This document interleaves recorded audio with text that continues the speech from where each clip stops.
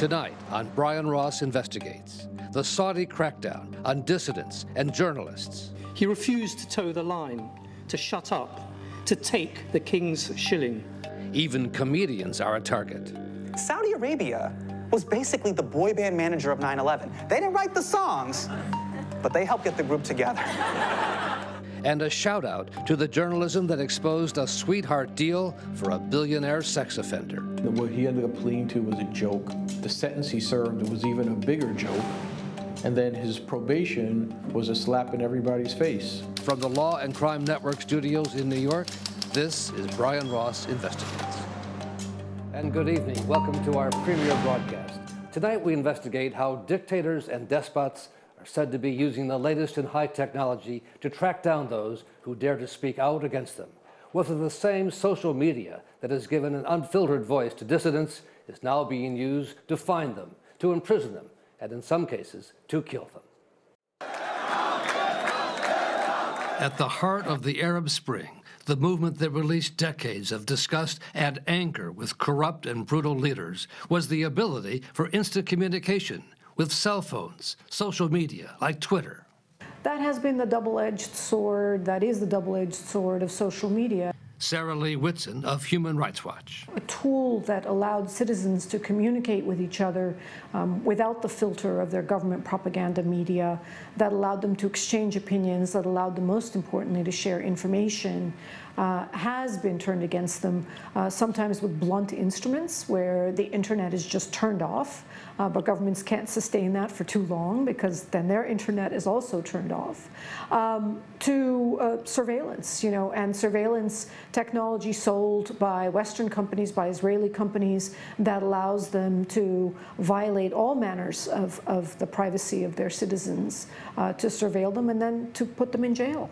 The company in Israel that makes that software says it's only used by governments to track criminals and terrorists.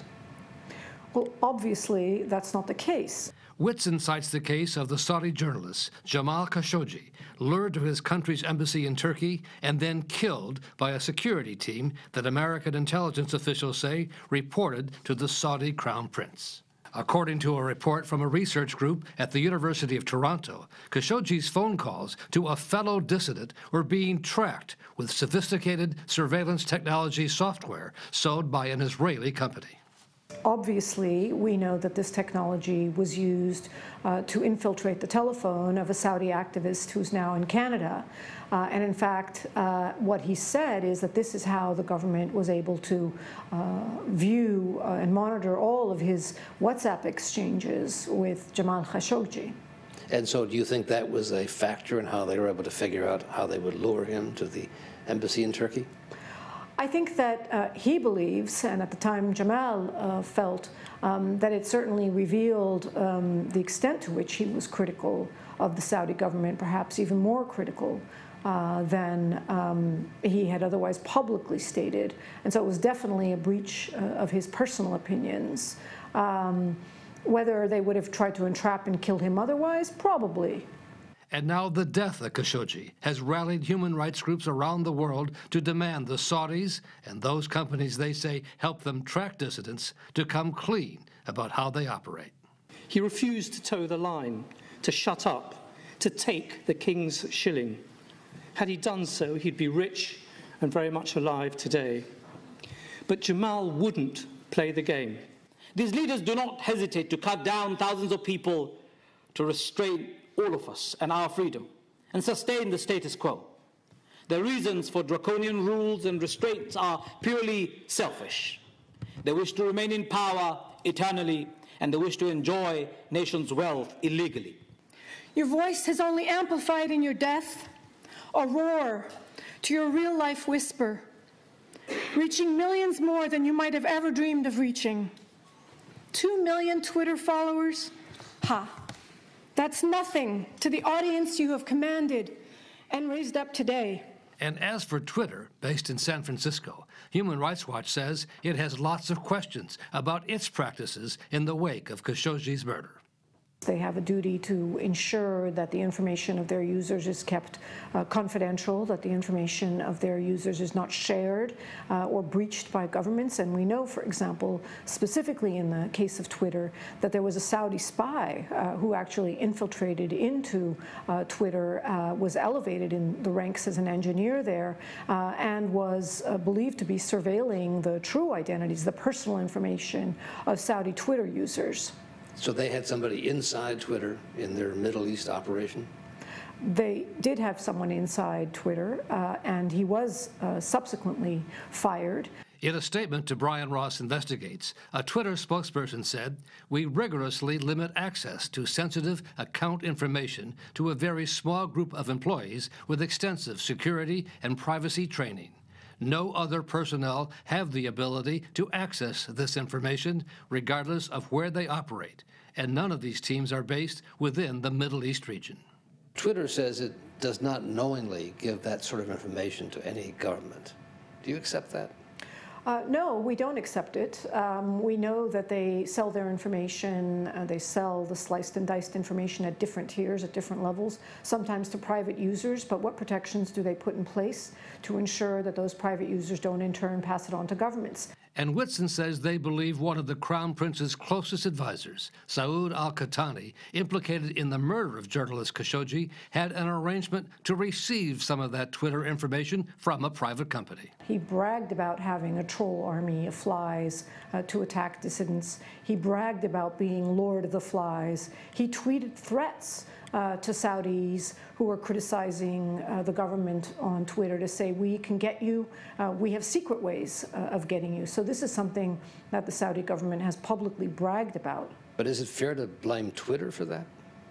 Well, this is not about blame. This has happened, right? Twitter was infiltrated by a Saudi agent. The identities of Twitter users have reportedly been disclosed. A number of those people apparently are now in jail, detained unjustly. So Twitter has a duty to speak out against this, to condemn the arrests of Twitter users for their tweets, and to make reparations to people who were injured by things that happened inside Twitter. Twitter says it does not provide information if it's going to be used to surveil its users. In a statement to us, a Twitter spokesman said, "We understand the incredible risk faced by many who use our service to hold power to account, and we have strong tools in place to protect their privacy and their ability to do their vital work. We have forged partnerships with human rights organizations around the world who inform our company-wide approach to these issues." As for the Saudi government, we've been asking for a response to our questions for several weeks, but we have yet to hear from them. The Crown Prince has said publicly that he deplores the murder of Jamal Khashoggi, calling it painful to all Saudis, painful to every human in the world. But remember, American intelligence officials believe the people responsible for Khashoggi's murder reported directly to the Crown Prince. And we have certainly seen, even since the killing of Khashoggi, just how sensitive the Saudi government is to any suggestion of criticism. Just this month, when this 18-year-old Saudi woman attempted to flee her family to escape what she said was serious abuse, Saudi officials tracked her to Thailand and attempted to have her forcibly returned home. Human rights groups intervened, and the Saudis were forced to relent, and now she has settled in Canada. And even comedians seem to be threatening to the Saudi kingdom. The Saudis actually demanded that Netflix pull one particular comic, Hassan Minhaj, off its feed to Saudi Arabia. Here's some of what the Saudis did not want their citizens to see. Remember, America hates terrorists. Saudi Arabia gave them passports. Saudi Arabia was basically the boy band manager of 9/11. They didn't write the songs, but they helped get the group together. Suddenly, America's marriage of convenience with Saudi Arabia is starting to feel outdated. To learn more about how Saudi Arabia and other governments are trying to turn social media against those who use it to speak out, we are joined now by Bill Marzak, who works for the Citizen Lab at the University of Toronto, a group that does research on social media. Bill, thanks for being here. Tell me how you first got onto this subject. Thanks for having me, Brian. Well, so I started investigating surveillance and spyware back in 2012, actually, when I was looking into some suspicious emails received by activists in Bahrain. And ever since then, I've been working with the Citizen Lab to uncover sort of a vast industry of companies that sell technology for surveillance to governments around the world, and then the governments, instead of using this to, perhaps spy on terrorists or criminals, turn around and use this to repress dissidents and journalists. And this group in Israel, you focused on them. Tell me about what they sell and how they do it. So NSO Group is one of the companies in this burgeoning commercial surveillance industry, and they sell a product called Pegasus, which is a mobile phone spyware product. In other words, a government will purchase Pegasus, and then they'll be able to send text messages to phones. And if the target clicks on a link inside the text message, then their phone becomes infected with Pegasus, and the government agency is able to see everything on the phone, including pictures, private text messages, listening in on phone calls, seeing passwords, and even turning on the microphone and webcam of the phone in order to spy on the vicinity, any sort of conversations or meetings that are going on. It'd be effective going after criminals, but do they also use it, you believe, in going after dissidents, those who speak out against the government? Yes, that's definitely what we've seen in our research. And of course, governments like Saudi Arabia, or in other cases, we found this, similar products being abused by governments like Ethiopia. The governments will come out and say, look, we consider this person a terrorist, and, one man's terrorist is another man's journalist. And certainly we see countries like Saudi Arabia considering basic dissent, things that in the United States we'd consider as, freedom of speech. They consider it terrorism because it threatens, or they see it as threatening their monopoly on power. Bill, let me read you a statement that NSO just sent us about this broadcast. They say, we license our technology to government intelligence and law enforcement agencies to provide them the tools they need to prevent and investigate terrorism and crime. Thousands of lives have been saved through the use of this technology, which has helped prevent terrorist attacks, stop drug and sex trafficking rings, and rescue kidnapped children. What do you say to that? Well, to the extent that the technology is actually being used for that, I think that that's great, assuming this is happening under, proper oversight and everything like that.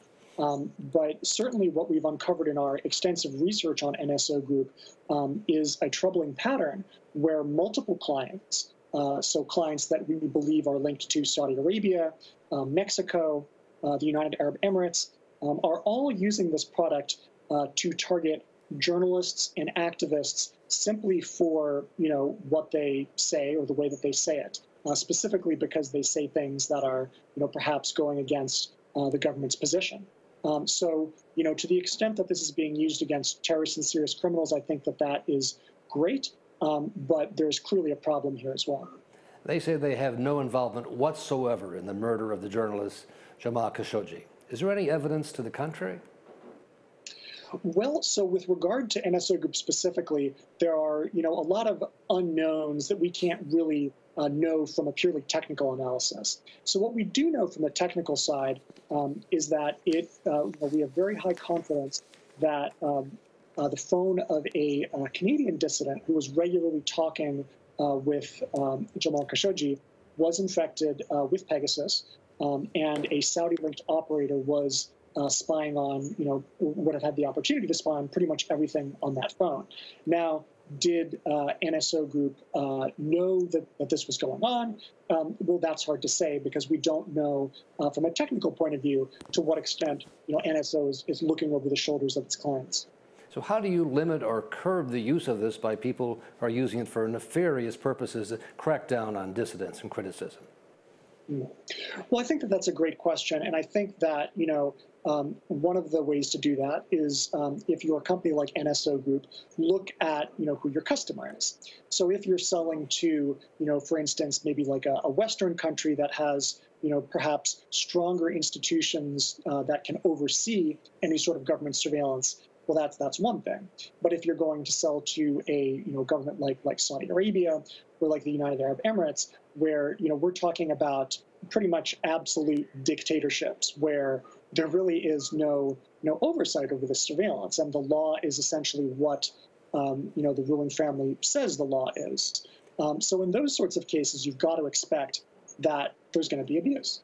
You've produced a map, a worldwide map, showing these red countries. What do they indicate?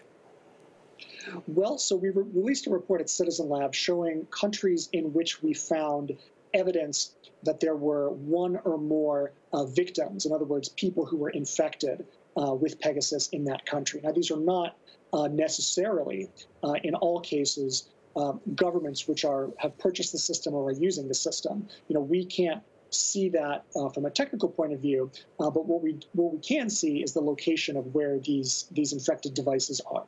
And the Saudis are using it outside of Saudi Arabia? That is what it appears, yes. So our results from our internet-wide scanning to find these victims showed that this operator, which we call Kingdom, which we've linked to Saudi Arabia, appears to be spying in 12 countries, including Canada, Turkey, the UK, France, and a bunch of countries across the Middle East. So they're tracking their citizens who are publicly criticizing them. Is that what you draw from that? Well, so we can't necessarily say in each case whether the target is, a dissident or a journalist or who exactly they are. What we have been able to uncover from getting in touch with potentially targeted communities around the world is we've been able to find people's phones where they've received these text messages containing the links, which are the telltale sign of Pegasus. So we found Saudi dissidents in Canada and in the United Kingdom who have been targeted with these links.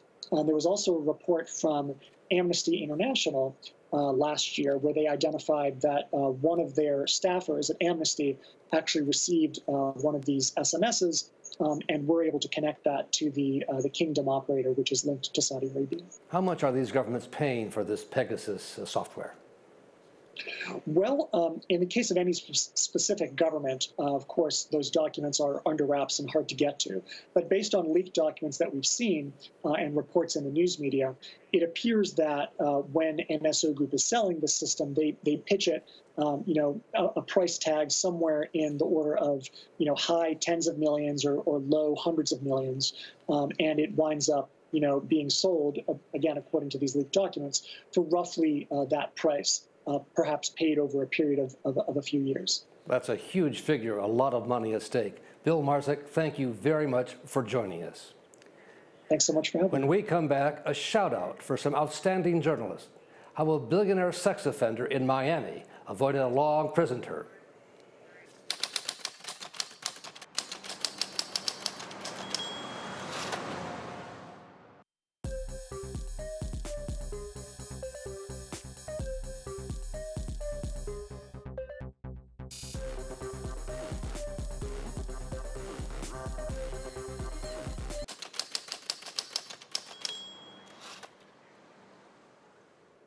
And now a shout out to recognize some of the excellent investigative reporting being done around the country that often doesn't get as much recognition as it deserves.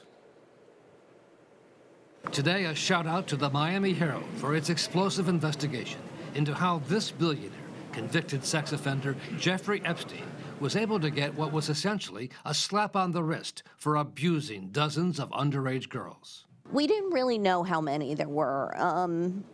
Part of this story is how much was kept secret in the court documents. Reporter Julie Brown spent more than a year tracking down the young women who were Epstein's victims. I probably spoke with about 8, and of those 8, only 4 wanted to go on were courageous enough to go on the record. In a powerful video Brown produced with her partner, Emily Michaud. We were underage. We were little girls. I was 16. I was 16. I started going to him when I was like 14 turning 15. If you think at 14, $200, that's a lot of money at 14 years old. That's a lot of money now. And then Brown spent countless hours doing journalism the old-fashioned, tried-and-true way, to learn about the lenient deal federal prosecutors cut with Epstein, requiring him to serve only 13 months in a county jail. These are 10 to 12 years worth of documents. There was probably thousands, if not tens of thousands of documents to wade through. But the turning point came, Brown says, when two key police officials trusted her enough to lay out what really happened behind the scenes.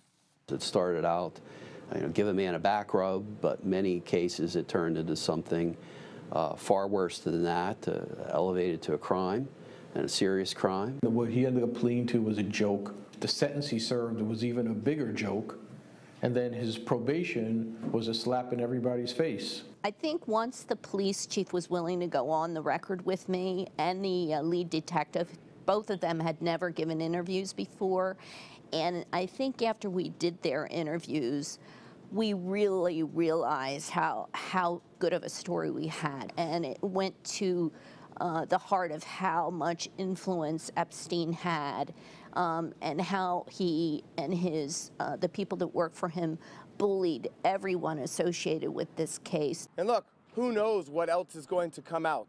I mean, the excellent journalism has spread the message. It's not just a state court case that's stuck in Palm Beach County now. People are really aware of what's going on. Brown's reporting raised questions about the federal prosecutor at the time, Alex Acosta, who is now the Secretary of Labor in the Trump administration.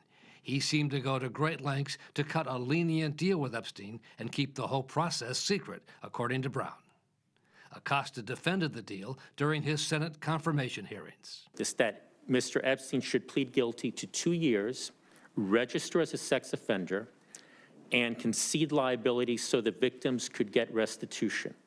And if that were done, the federal interest would be satisfied and we would defer to the state. Brown got no comment from Epstein, nor did we. But one of his lawyers, Alan Dershowitz, told me he was proud of the deal he made for his client. So no regrets then in arranging a deal in which he spent only 13 months behind bars? I wish I could have gotten him a deal where he spent only 10 months. I mean, the job of a criminal defense lawyer is to get the best possible deal. If I had been able to get him a deal where he spent no time in prison, that would have been even better. Members of Congress have now asked for a full investigation of the deal in the wake of Julie Brown's reporting, and she is continuing on the story, knowing that her efforts made a difference and gave Epstein's young victims a sense of justice that the Department of Justice did not. They were made to believe that they were prostitutes. So they finally said, someone's finally understanding that we weren't prostitutes, we were girls. He violated us. Maybe now something will change. I think they're still hoping for a sense of justice, that something will be done in the case. And so our shout out this week to Julie Brown, Emily Michaud, and the Miami Herald. That's our program for this week. Thanks for joining us. We'll be back again next week.